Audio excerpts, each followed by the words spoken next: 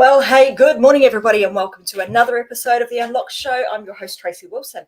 My pleasure to be here with you guys today because I've got some flaming exciting stuff to share with you. I've got an amazing guest who's going to help you to take your Instagram game to the next level. And we want to help you to master social media marketing. On today's episode of The Unlocked Show, I've got my very special guest, Corey Walker, all the way from California. We were just having a great conversation about California and the Gold Coast and kind of the similarities and what have you.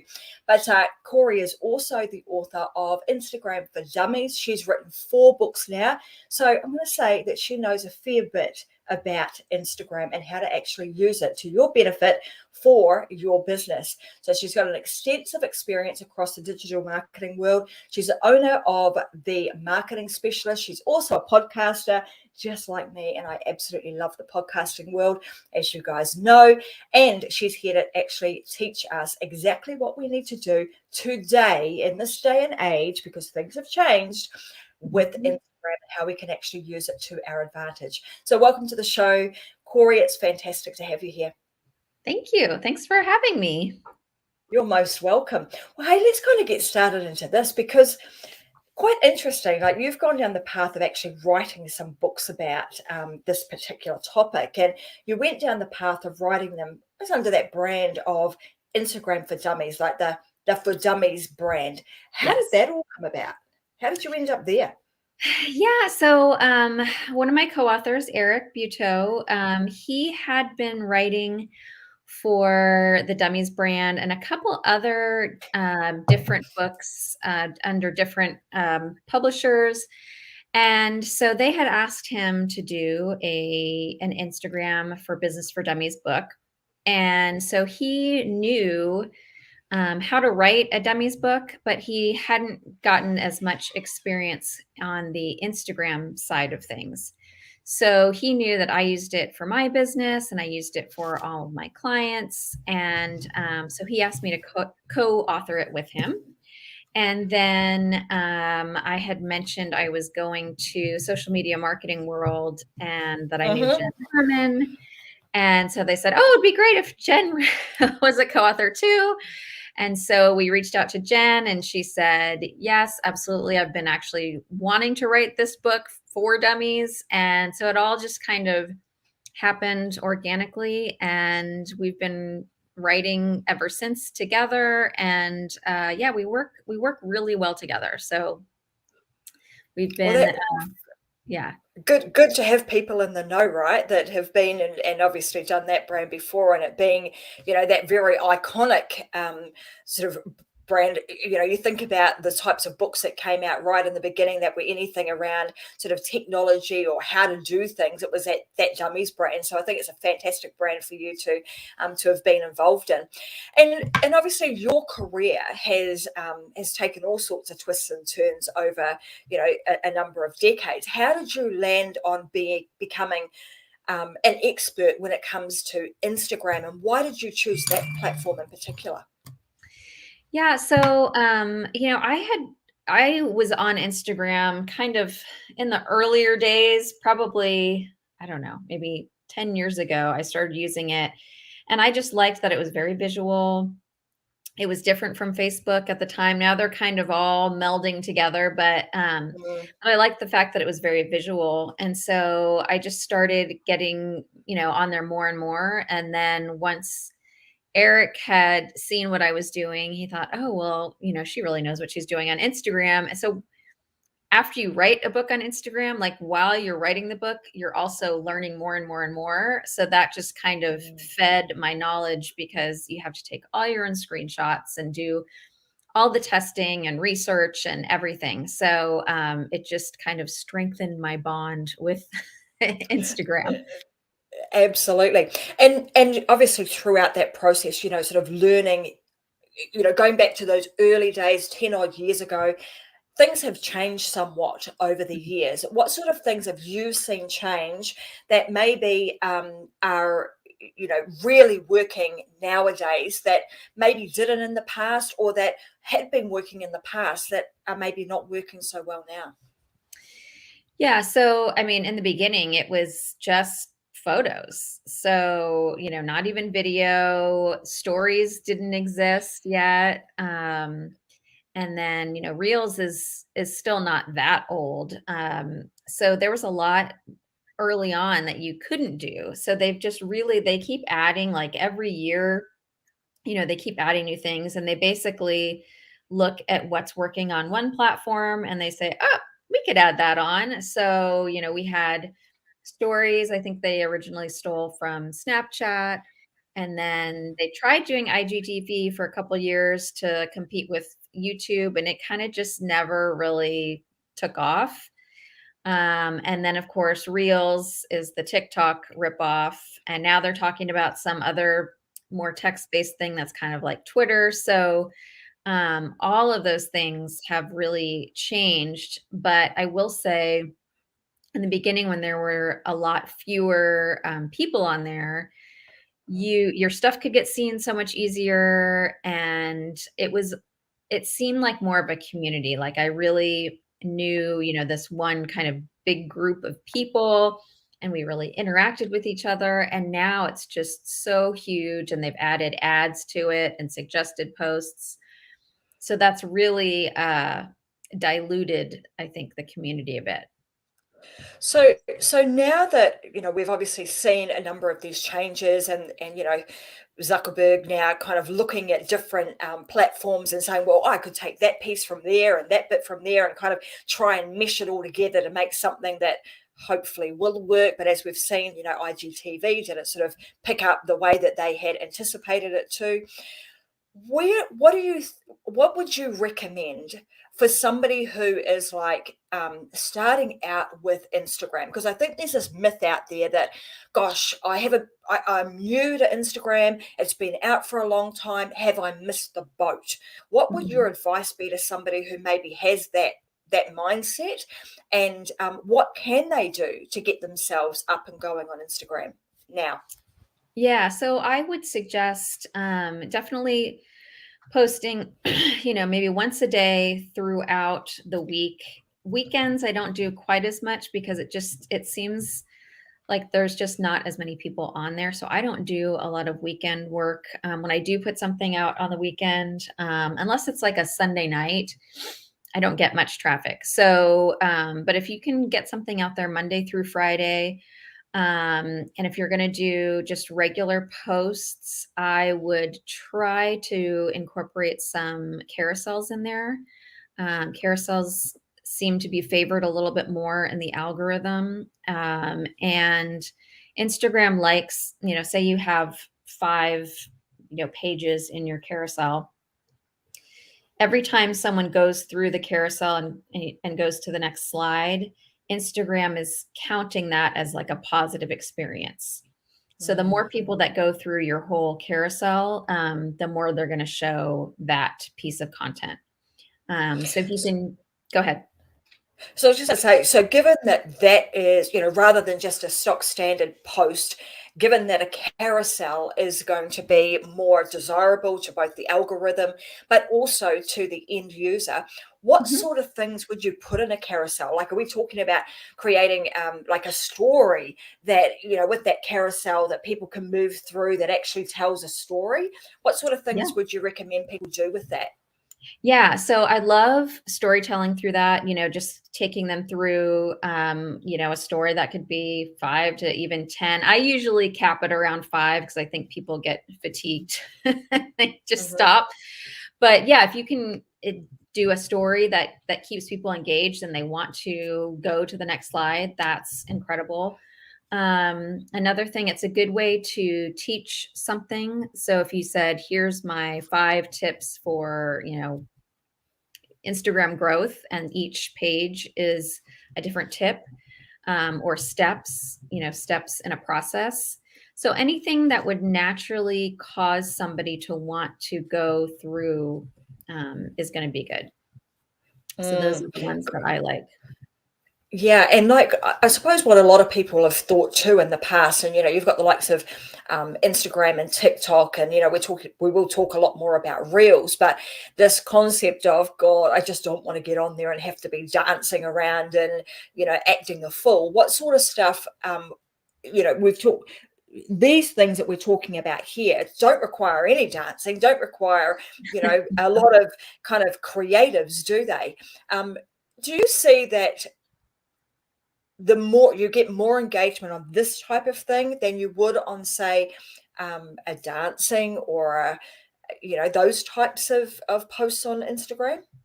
Yeah, I mean, it really depends on who your audience is. Mm. So you're never going to see me dancing. Like I will do reels, but I'm not going to dance. Like nobody Mhm. wants to see that.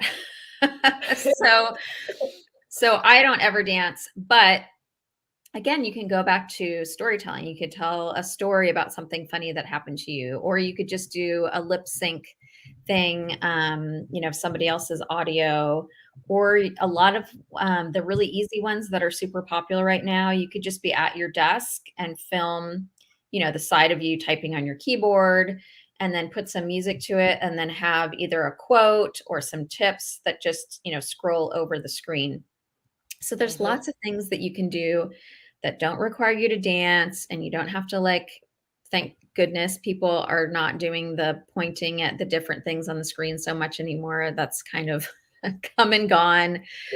Um, yeah, and or you can just talk to the screen and, you know, tell what you want to teach people about. So if you want to teach people, your favorite recipe, you could be doing that and showing that. But I don't think that you have to dance. And to your original question, I think would a carousel work better than a dancing reel?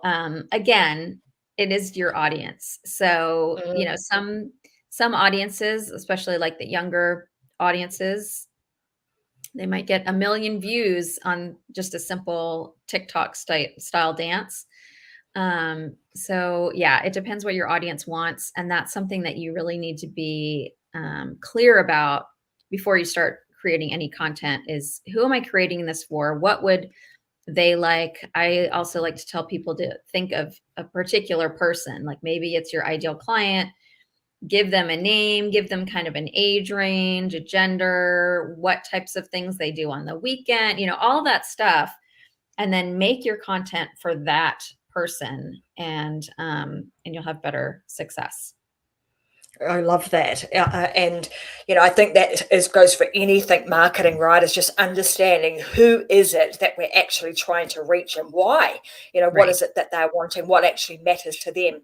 So in Instagram, there's lots of different things that we can do. Do you want to just rattle off kind of the different styles or the different types of things that we can post on, or the, you know, types of things that we can actually post on Instagram?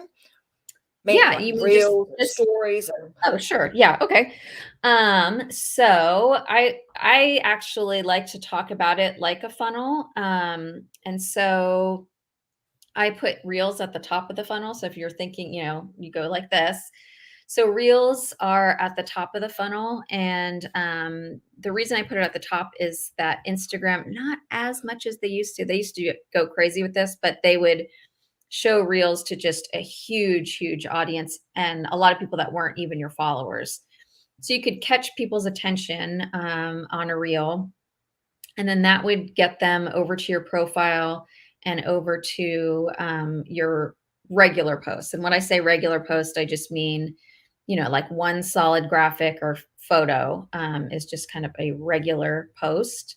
You can also do video, which the video they categorize it as a reel now, but it's not really a reel. It's I don't know why they do that, but you can do video and reels. Um, and so then after you do the regular post, I like to tell people to do stories that are a little bit more personal. So on my regular posts, I get somewhat personal, but on the stories, I will get a little bit more, maybe loose. It might be, when my kids used to play soccer, I'd have a picture of them at the soccer game, more personal things to really get people to know you better. And then, of course, there's lives. So that's something that I'm personally working on is doing more lives because for whatever reason, I always shy away from going live. And I did it the other week. I'm like, oh, this is a piece of cake. I don't know why I'm so weirded out by it. But yeah, so there's lives. And then, of course, on the other end, it's not really a post, but you've got DMs. So that's a great way to interact with people is through the DMs. And a lot of people make a lot of sales going through the DMs and even using some chat bots to get back to people and let people download things. I also utilize my one link in bio to go to a full I use Stand Store. There's a bunch of different link in bio type tools where you can put multiple links in there. So, link tree and the like. yeah, so that's another area. Anytime I have a client, I'm like, you need to get set up with some type of link in bio tool or tree or Stand Store to have more links, because there's nothing worse than, if you're posting about your blog post and you've got 5 posts all about blog posts and you're switching it out every time, and then someone goes to a post that was from 3 weeks ago and then the link's not there anymore. So, yeah. Yeah. Great idea. I mean, I love this concept of kind of thinking about this as a funnel. And as you're rattling this off, it's sort of, that concept of the more, the deeper in the funnel they get, the more intimate it becomes. So, Yeah. starting with that reels and with you talking about, understanding who is our audience, who is the target that we are wanting to build a relationship with. And I think that's a really important factor, is that building a relationship with. So because the further down that funnel they get, you're going to be more and more intimate with them. So starting with the reel, that's a little bit more broad to capture an audience and grab their attention and hook them in. And then, them seeing some regular posts that are very, very relevant to their problems, their pain points, their challenges that they are facing. And then getting a little bit more intimate in terms of, now you can get to know me. Who the heck is this person who's giving this advice, through your stories and through your Facebook lives? And, right now we're live, right? And I think a lot of people kind of shy away from the whole live thing because there's this fear of, I'm going to do something wrong, or I've got this safety net around me because I can record and I can edit out all my boo-boos. But once, like you said, once you kind of get going and you do a live, it's like, oh, rip that band-aid off and that was okay, and I'm fine. And it's funny because I'll do podcast interviews and lives all the time. I think it was just me initiating it and having to enter, because I don't have my own podcast. I do a lot of guesting, but I don't have my own podcast. So part of it was just, oh wait, now I have to ask them the questions. I'm used to having someone else kind of lead and do the questions. So yeah, absolutely. And then, of course, the DMs. So let's talk a little bit. I want to kind of start at the top of this funnel because I think this is really interesting, this concept and the way in which you've put that together. So if we're talking about reels and, we're thinking about, maybe we could use a few different types of businesses. Maybe we've got a physical product. Maybe we've also got a service-based business. From a reels perspective, what are we seeing as some of the types of reels that are really effective for those different styles of business? Yeah, let's see. For reels, for service business, showing your face is always going to be helpful. People like to, interact with other people. So the more that you can show your face, talk to the camera, use your real voice instead of using, the AI voice over kind of thing. Those are always going to work better. Now, if you have a product, it's still nice to have a person in there. It's not as strong of a requirement because you're selling, product versus with a service. It's probably going to be you doing it. So with the product, I see a lot of them that will do some fun like stop motion with the product and have it scoot across. But I do also think it's really nice if you have, maybe you have an influencer that's going to show the product, someone using it and talking about the benefits of it. That could be another area where some user-generated content is really great. So, I get stuff all the time for skincare and things like that, and you always get these testimonials from people. So those can make a really great reel. I mean, we've sort of you've opened the floodgate, I suppose, because you've mentioned something about AI. So I want to go down that path because I think a lot of people struggle with what should I post? Like, what can I post? And of course, now we've got the beauty of this, new tools that are at our fingertips with the likes of AI. How do you use AI to help you create amazing content for your Instagram? And what AI tools would you recommend people use? Okay. So I use mostly Chat GPT, and I also use Google Bard. And the Hmm. reason, what's that? Sure. Yeah. Google Bard. Yep. Hmm. Yeah, Google Bard. And I like that one because right now I'm not paying for ChatGPT. I'm like, well, let me just see. There's so many new things coming out. I don't want to commit to anything just yet. And so I do user testing for Google Bard. So I am kind of required to go out there at least an hour a week and do some stuff, but it's fun, so I don't care. But the thing I like about Bard is that the free Google Bard is free, and I don't think they're going to change that because they want to incorporate it, off their search engine. Um, it's completely up to date. So with ChatGPT, if you don't buy the upgraded version, you're still on Hmm. ChatGPT 3, which stopped, new information in 2021. Hmm. So sometimes if you're, needing something that's more relevant to, the last couple of years, it won't know what you're talking about.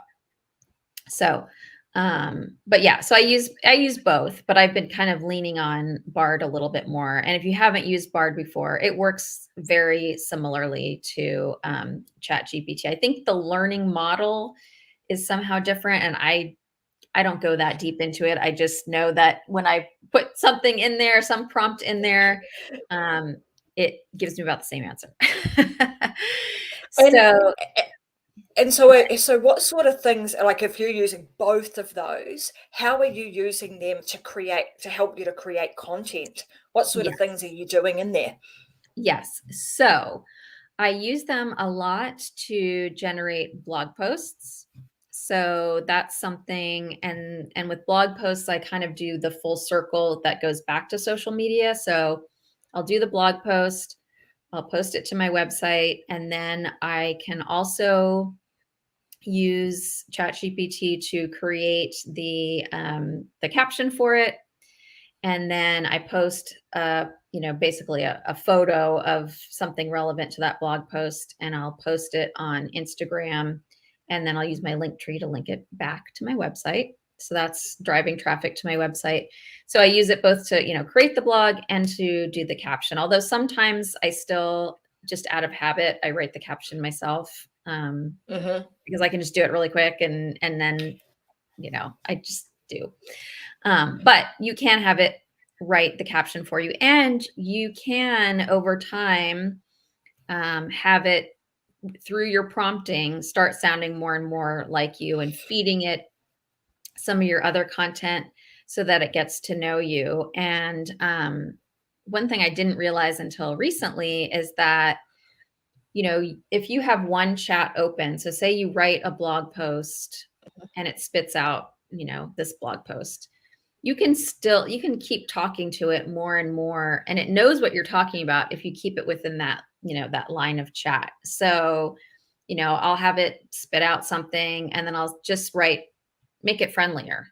That's all I have to say. Hmm. And then it'll Hmm. pop out something else that's friendlier. And I'll say, okay, now make sure that it's SEO optimized, for these 3 words.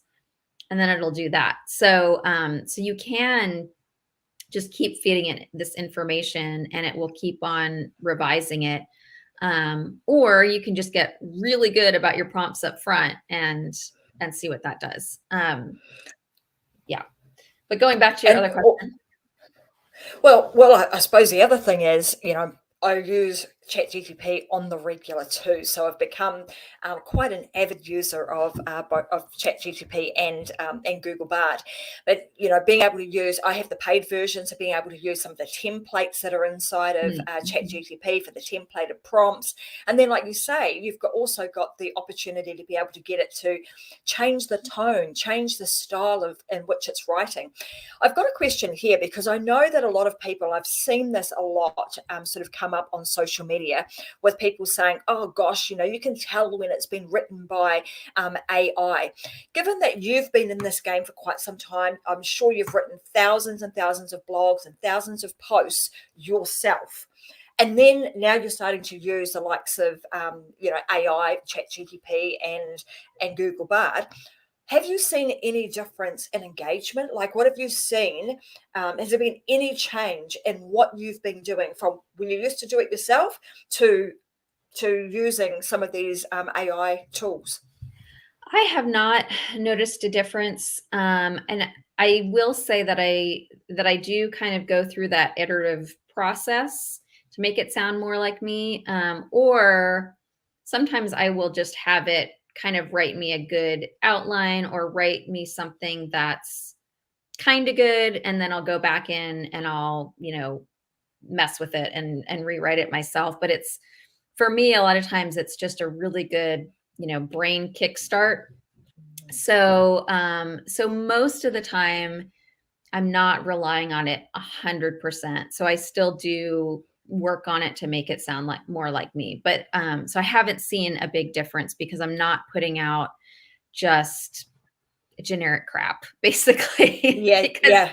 because you can get some really generic crap if you're not good about your prompts and you don't, kind of finesse it a little bit. Yeah. Mm. I think the more and more you use it, the better you become at creating your prompt so that you actually Oh get yeah. something that is more in alignment with, who you are, your tone of voice, what you know and what you want to talk about. So I love that. So when we're using that for the likes of, say, Instagram, how do are you using it to create reels and to create potentially even the scripts for your lives and your stories? Yeah, well, I don't use it as much for scripting, but I will use it for ideas for reels. So I use it a lot Hmm. just to generate lists that I can, work with. So I might do a list for, give me 10 ideas for a lead magnet that talks about, Instagram marketing, or give me, 20 hooks that I could use for my reels that are all about Instagram marketing or a specific facet of marketing. Um, so a lot of times that's the way that I'll use it. I have used it also for sales page, like product Hmm. listing descriptions. It's really good at that because, especially, I'm not always good at selling myself. So if I created some kind of lead magnet, I kind of downplay it. And then if I put it through ChatGPT, I'm like, oh, yeah, who Yeah, is yeah. that? That sounds really good. Yeah, oh, that is me. Yeah. Yeah. Yeah. It's interesting that we would do that, though, isn't it? I mean, that's pretty common that most people, well, I know, would downplay it. They'd go, oh, because it becomes something that we're just we know and we don't then think it's Yeah. a big deal. So I think Right. that's a great way to be able to use ChatGTP to just give the promotion of what you're doing a bit more oomph and a bit more, I'm Yeah. going to say almost real. It's Yeah. yeah, Yeah, bit of a boost. that's totally true because a lot of times, I'll think about these things and I always think, "Oh, well, but yeah, but everybody knows that." And then I'll start talking about Mhm. something like to my husband and he's like, "Yeah, people don't know that." What? So Yeah, you yeah. you forget like, "Oh yeah, I guess not everybody knows that." No, I mean, it's interesting because a little, earlier on in the conversation, you mentioned funnels that, you think about the way in which you produce or the way in which Instagram is being created with all the different facets to it, you think about that as a funnel. But and it was nothing to say you think about it like a funnel. But then a lot of people wouldn't even know, what is she talking about? They would know what a traditional funnel is to funnel something into, you fill your petrol tank or something like that, but wouldn't know it in the marketing sense. So because it's something that becomes so second nature to us, or to those that are listening today, when you're creating something, you forget that it is not common. It's not common knowledge to a lot of other people. So I think these tools are awesome, and being able to, give us a bit of a reality check and say, well, that's not really that common knowledge to to the masses or to the audience that you're trying to talk to, and it's something that they do need to know. Tell me, do you think that of all of the, given you're a social, you're the Instagram, let's say an Instagram queen, when you look at all the other different platforms that are available now, TikTok and the like, do you still think that Instagram has got, is a good place to invest some dollars in advertising on? Yeah, I do, because it hits so many different audiences. So, like, I have two daughters. They are 15 and 19. They're both on Instagram. I'm on Instagram in the middle. My dad, who's in his 80s, is on Instagram. So it really like stretches from all angles. Whereas, Facebook's kind of aging up. My daughters wouldn't be caught dead on Facebook. TikTok, it's aging up too, but not to the rate of, where we are with Instagram. It's still on the younger end.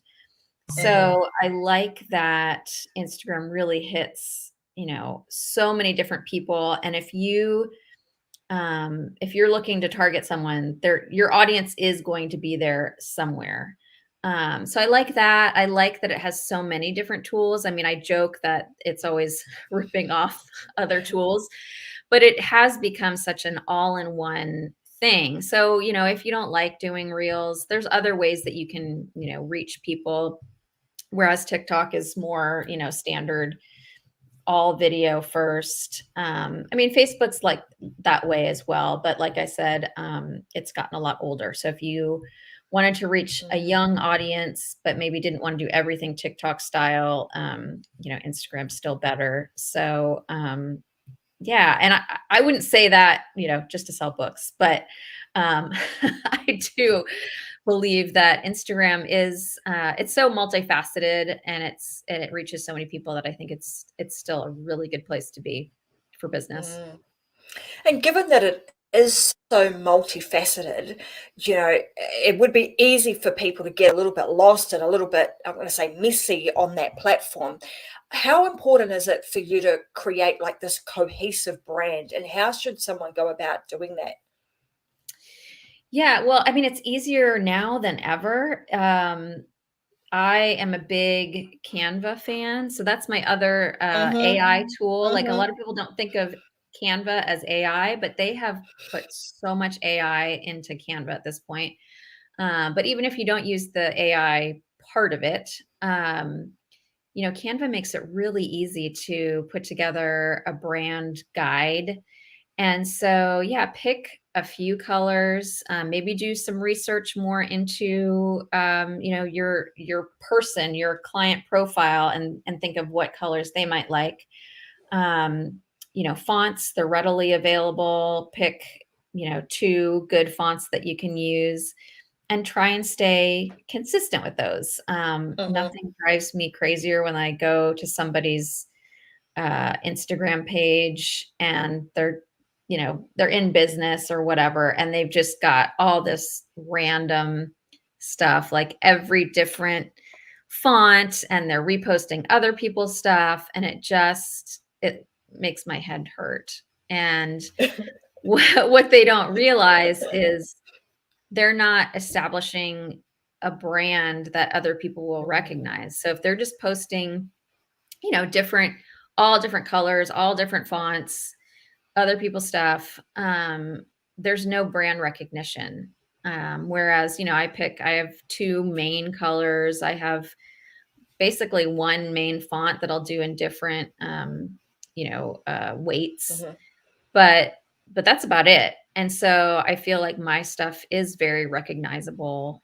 When you go out there, it's like, oh yeah, that looks like Corey. So yeah, Yeah. it's very important. Yeah, absolutely. Creating that recognition that, oh, I know who that is, I know where that's come from, Yeah. so that people, can obviously then share your stuff, talk about you, and it does create that really cohesive brand. So, in terms of, we've talked about one of the mistakes, people not really taking this approach in creating that cohesive sort of style and understanding what it is that they want to, or who they want to speak to, and how they can actually create something that is going to appeal to that market. What are some of the other big mistakes that you're seeing, particularly business owners, make on Instagram? Let's see. So one is they're all gung ho in the beginning, and they'll post, every day, a couple times a day, and then they're gone.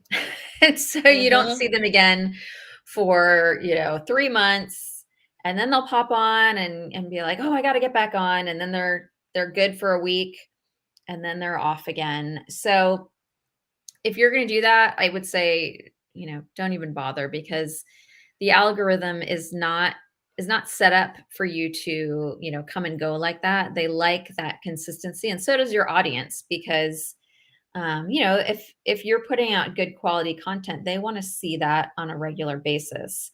So if Mm-hmm. you feel like, if you have, busy seasons where, okay, I'm not going to have time to do this, try and set aside time before that busy season and get things all batch created. And even if you can only manage like 2 or 3 posts a week, just so people know, you're still around and still alive. Yeah, batch that out. So that's one of the things that is a real problem, is if somebody, goes all out and then goes away. Mm. Well, one of those things that I think that is something that I think a lot of people would suffer from, right? Is like, right, I've got this idea, I am all gung ho today, I want to get this done. They go for it, they create a whole bunch of things, and then they get busy. And that's the life of an entrepreneur and a business owner, and all of a sudden, our enthusiasm or the priority that we had on posting on Instagram, TikTok, or whatever the social media platform is, all of a sudden it has moved way down the priority list. What sort of things would you recommend people do so that they can get consistency, so that they can post on a regular basis without Mhm. becoming like completely overwhelmed and exhausted by the process? Yeah. Well, for some people, it might take hiring. That's one of the things that I offer, is social media marketing and posts Hmm. for people. So it could be, hiring a social media manager to help you with that.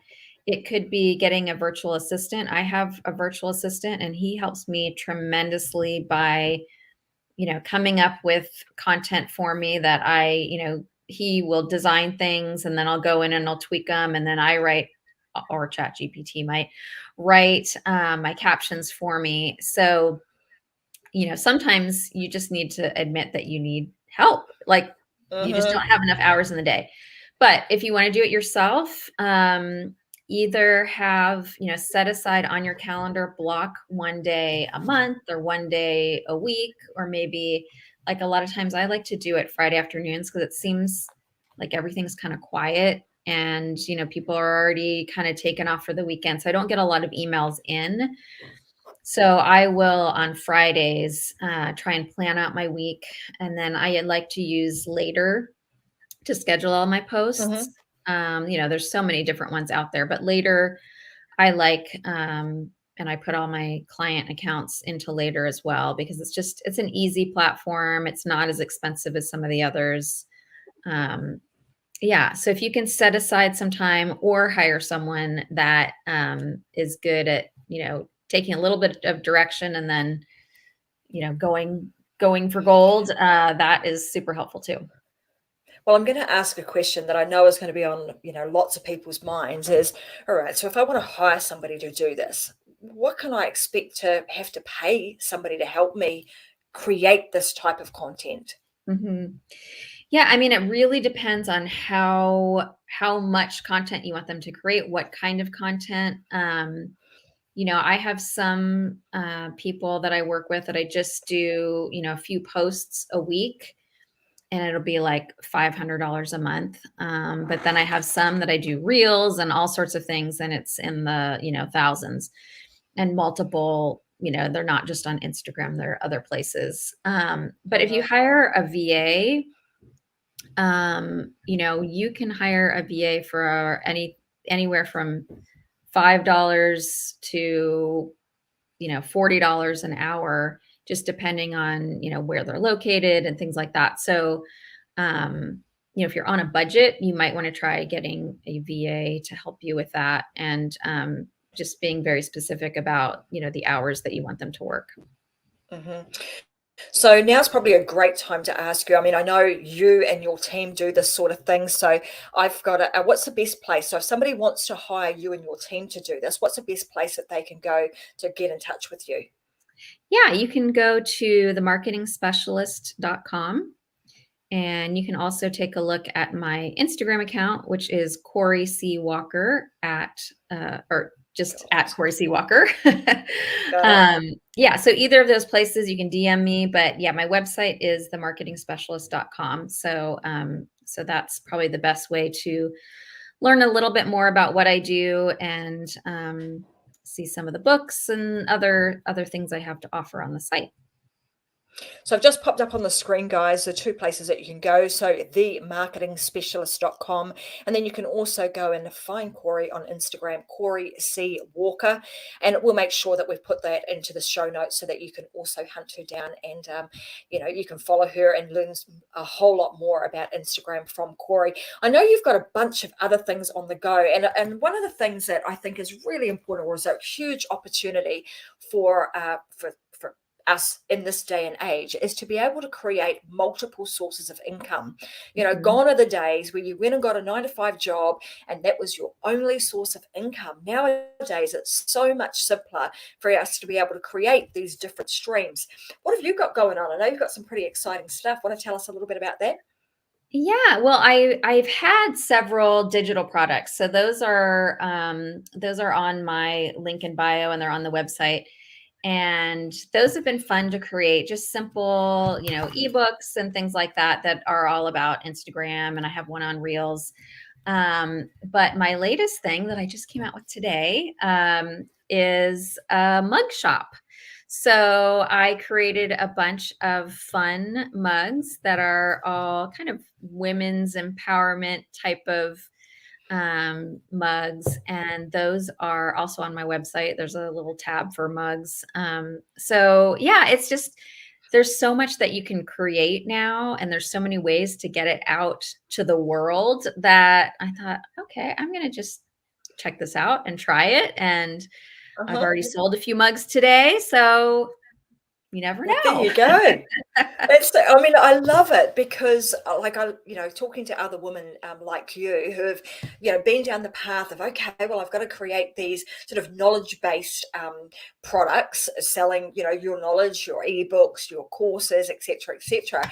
Then like, oh, I think I've also got an opportunity here where I can sell some physical products. And, Mhm. I'm sure you use, Chat GTP, AI, right? It's like, create me 25 different quotes that will appeal to entrepreneurial women that I can put on a mug, and all push a button, and all of a sudden you've got all of those. I mean, the Yeah, time that it takes us to create things now is significantly less than what it would have even taken us to do even 12 months ago. I So I know. think we're in a really, really exciting time, right? Yeah, for sure, for sure. And of course, you've already got the platform now to be able to go and promote those mugs on your social media platforms, in particular on Instagram. No Yep. doubt we'll start seeing some posts of you, sort of videoing you, not just typing on your keyboard, but sipping from your mug, right? Yes. Yeah. In I'm fact, sure it's they're funny coming. because it's print on demand, so I need to order some of my own mugs to have them there. Yeah, so I need to order a bunch and take some pictures with them, but Yeah. That's super cool. I want to ask one more question before we sort of dial out for today. A lot of people are going to be asking, what equipment do I need to be able to get good quality content for my social media platforms? What do you use? What actual, equipment do you use? I mean, not a lot of crazy things. I have my phone. I use an iPhone to do all of my video. I have a ring light that's on right now. And that's, the ring lights, I think I paid $29 for it. And it's got a nice little grabby thing so I can put my phone in there in the middle of Mm-hmm. it. Mm-hmm. Um, and then I have, I have a MacBook Pro is my computer, but other than that, I don't have a ton of fancy things. So it's not like, you can do it very simply and have some really great things produced. You don't need to have, this super camera and, a dolly that rolls you across the floor or anything. Like you can do quite a bit. And now even with, AI, there's even more that you can fake. So yeah, if you just have an iPhone, and even if you don't want to buy the ring light, like if you face the window and have the sun on your face, that's helpful too. So that's free lighting. But Mm-hmm. yeah, you can start pretty small and get really good results. Well, I love that. I'm just going to recap a few of the tools that I think have been really important in today's conversation. And as Corey said, if you're somebody who's been thinking, I don't know, Instagram is kind of old hat. There's no point going there anymore. Hopefully, today's conversation has really got you to think about. That's not the case. Instagram still has legs. There's still a huge amount of opportunity in there. And with there being so many different ways that you can engage with people, utilizing the Instagram platform, I think it's a fantastic way for you to be able to get your products, your services, and also create your own personal brand. And then, of course, with the likes of AI. We've now got this huge opportunity to be able to, I'm going to say, speed up the process of Mhm. content creation, because no longer are you like, oh, twiddling your thumbs thinking, what am I going to post? How am I going to, what hooks could I use? What things would be useful for me to post on my social media? You can simply use the likes of ChatGTP and Bard to actually get right to the crux of what it is that you could be posting, and even getting it to help you define who your audience is, which is one way that I love to be able to use the likes of ChatGTP. And then, of course, creating the actual content itself. Canva, like Corey said, I mean, it's a great tool. I mean, there's many others that you can use now. There's many others that are now coming out, but Canva is one I've used on the regular. I use it every single day, Me too. as does Corey. And it's got some fantastic tools along with AI built into that platform that can simply help you to post, great content across all of your different social media platforms. I also want to come back to this a concept that Corey was talking about, and thinking about this like a funnel.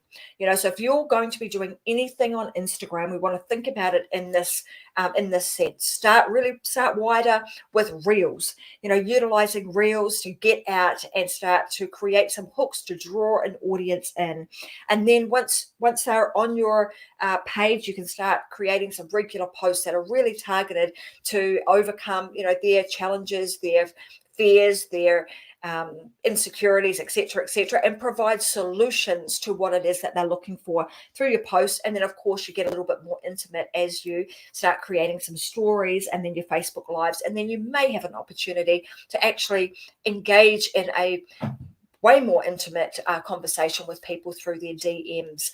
So, Corey, did you want to add anything to that? I always like to kind of give everybody a bit of a summary of what we've spoken about today, but I really loved what you've talked about here, and you've put it into a really simple way for us to be able to understand how to utilize Instagram to our advantage.